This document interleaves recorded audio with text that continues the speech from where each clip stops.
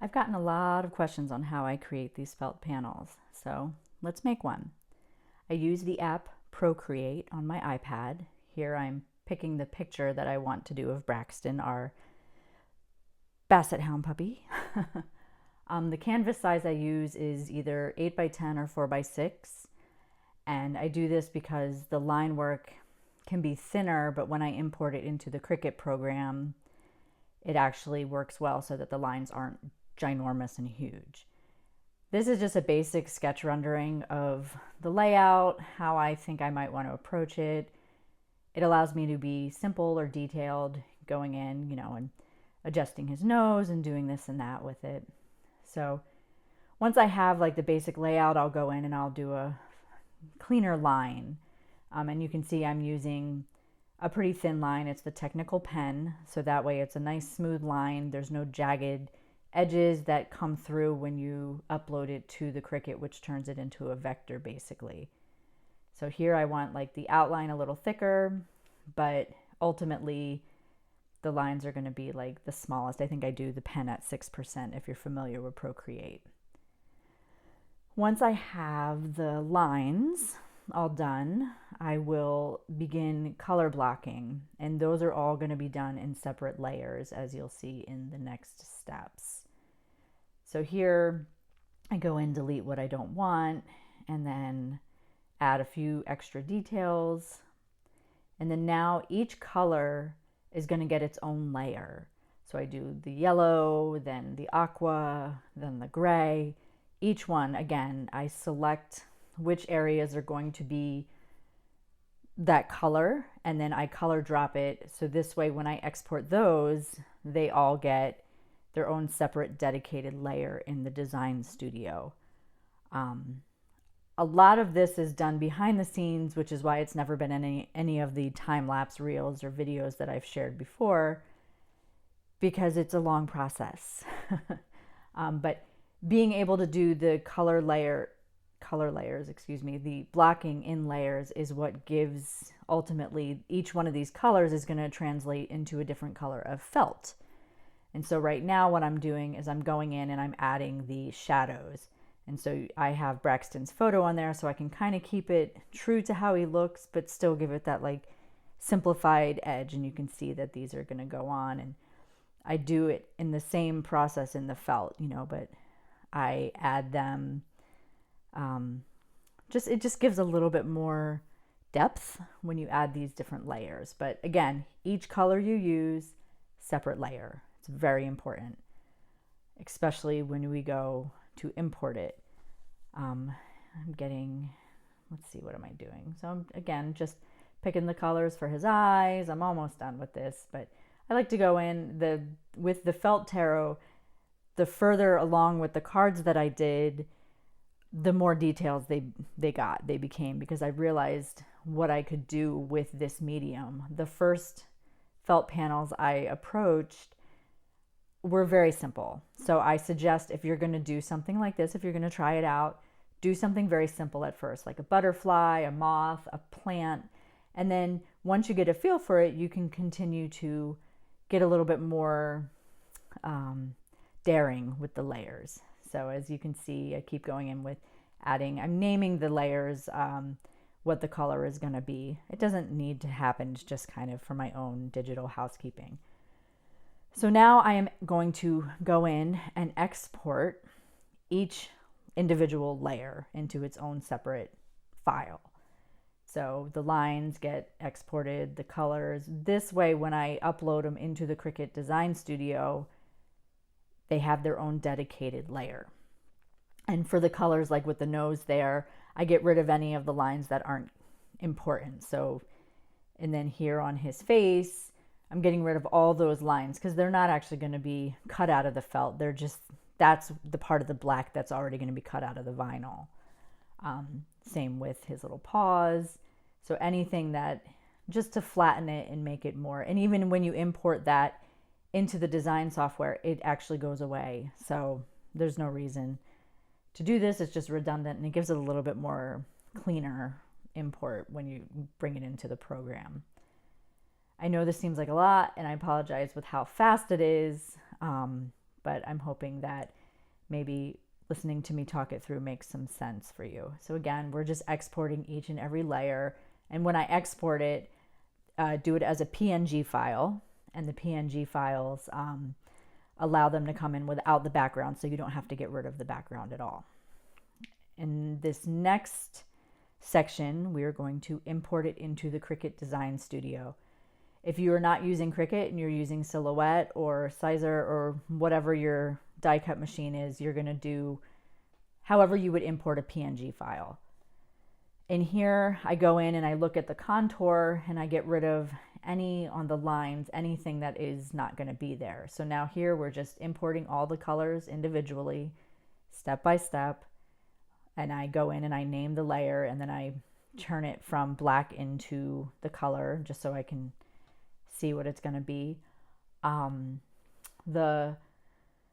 Which one? Oh, I use the middle one, so it's not their prototype import of colors and not their sticker flat graphic. It's the middle one, and it imports pretty big. You can scale it down later, so don't worry about scaling it down right now. Just import all the files separately and name them, and just continue to import all your colors into this process. When I get to the next phase, I'm going to explain it a little bit more in depth. But again, right now we are just importing layers of color. And as you can see, it's starting to build up and look like it. And so these colors are all going to be felt down the road, which is how I make these panels. You know, this is a peek behind the curtain, if you will.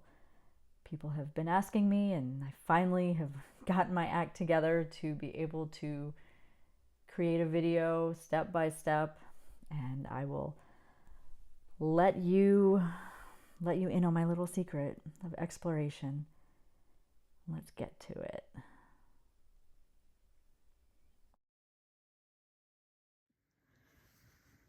All right, at this point of the process, I'm not going to do a time lapse because I feel like this is the most tedious yet important part of creating these panels, these felt panels as I call them. So we've already drawn it, we've already broken down the colors into layers, and then uploaded our lines and our layers into our design program.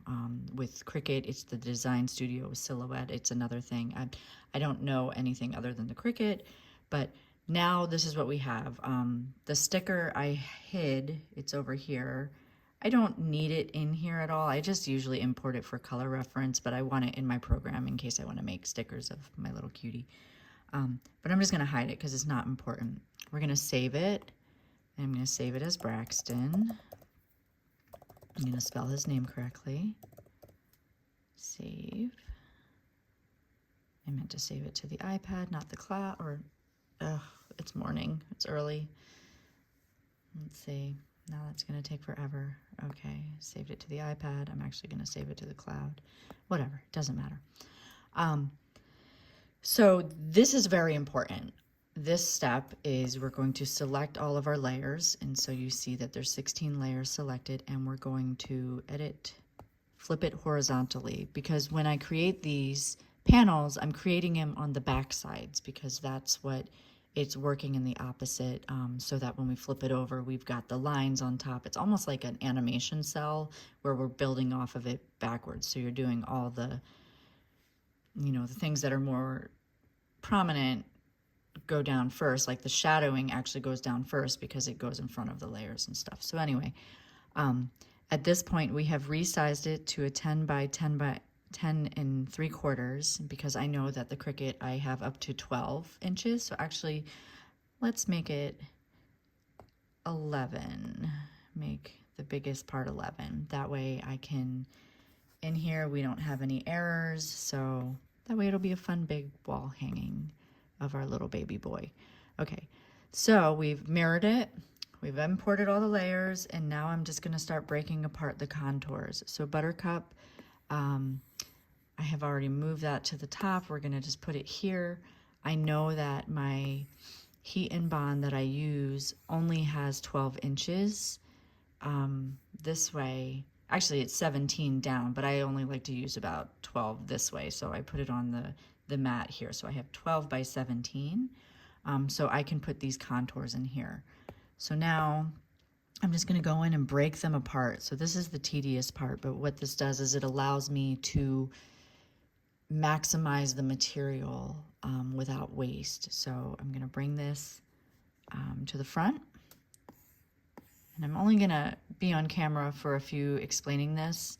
And what we do in this step is I go into the contour, I'm going to hide them all, I'm going to pick this one, so we only have one selected, and then you'll see that there's this one, and then it should be up top. So then here, I'm going to select it, duplicate it, go into the contour, go to the next one, and keep going around like that until I have all of them.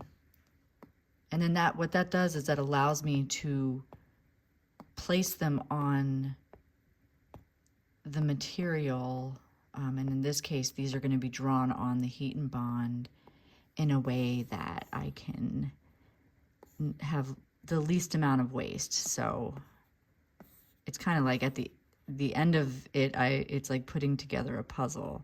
So you can see I just maneuver them, knowing that this is going to be the space that I am using. So I don't want to go past the 12. And then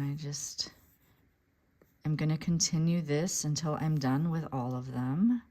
Some I don't have to do this to, because there's only, one layer, but like say for instance, and then I go in just for my own benefit, and I group those layers together, and I let myself know that this is aqua,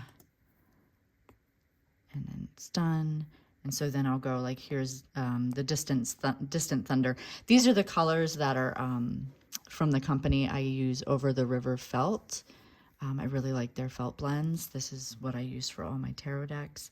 So I'm going to bring this to the front.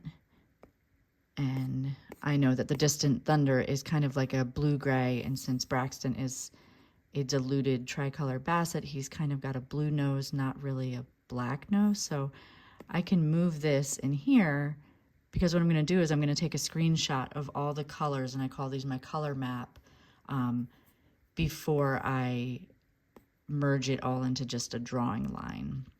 But like I said, I'm going to do this for every single layer, and then I'm going to speed this part up again because it doesn't make sense to sit here and watch it through. But let me just do this one more time. So we've got the gray. I'm going to highlight the gray rays. We're going to arrange it, bring it to front, so that way when I go to grab it, it's here. Go into contour, hide them, and then just select one, and it's up here. And then we're going to copy, highlight, undo the one we just did, and continue this until that is done. And then let's see.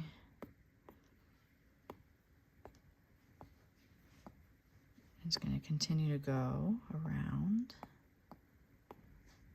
And so now, like, here's all these rays, right? But they're all individual pieces, so I can move them. And I'm gonna,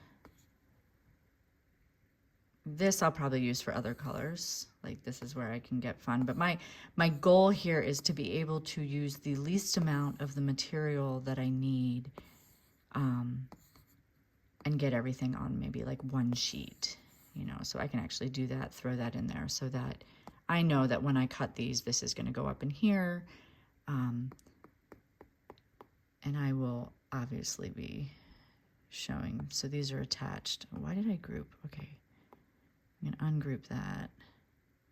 I'm going to attach it. Again, it's early. This is just my own digital housekeeping in the file. Aqua save. And then we attached this one. So up here, I want to rename that section. Those are gray. The reason for doing this is if I want to make multiple ones, I've already done all the work for it, and then I can go in and just make it, I can just continue to do that. So again, I'm going to speed up the rest of the process so that you can see it, and then before I get into the making and cut filings, then I will come back in.